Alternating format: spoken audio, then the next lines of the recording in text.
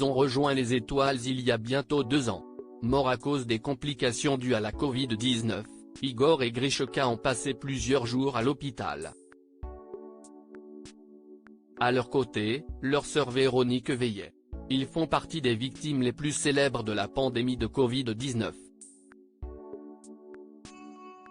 Igor et Grishka Bogdanov sont morts à 6 jours d'intervalle, l'un le 28 décembre 2021, l'autre le 3 janvier 2022, après avoir affirmé haut et fort qu'ils refusaient de se faire vacciner.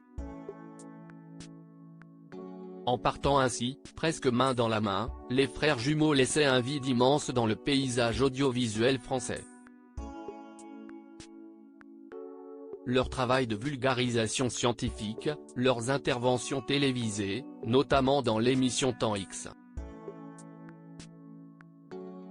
Beaucoup se souviennent avec grande précision de ces deux ovnis de la petite lucarne.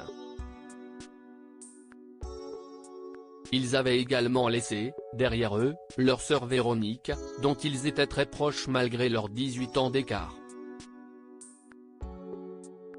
Véronique Bogdanov a veillé sur ses frères à l'hôpital CIST, ce qu'elle a rappelé à Faustine Bollard, avec émotion, le lundi 18 décembre 2023 sur le plateau de Ça commence aujourd'hui sur France 2.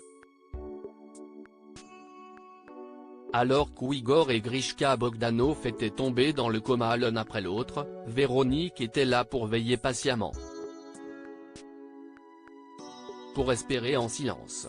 Une de mes sœurs m'a signalé que les deux étaient hospitalisés. Que Grishka était hospitalisé et qu'Igor était en cours d'hospitalisation, se souvient-elle. J'ai lu, j'ai parlé, j'ai chanté, je leur ai gratté les pieds. Quand on était petite, ils nous demandaient, à mes sœurs et moi, de leur gratter les pieds comme ça. Et quand j'ai vu les pieds, je me suis dit que je ne pouvais pas passer à côté de ça.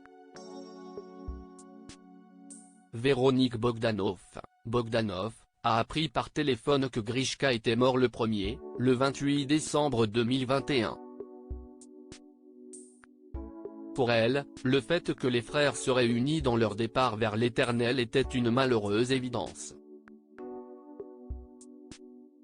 Après, CIST pas toujours facile dans l'entourage parce que chacun pense à l'individualité, à l'unicité des jumeaux, de chacun d'entre eux, et moi très sincèrement, c'était les jumeaux, et ça aurait été vraiment compliqué que Igor survive à Grishka, admet-elle sur France 2.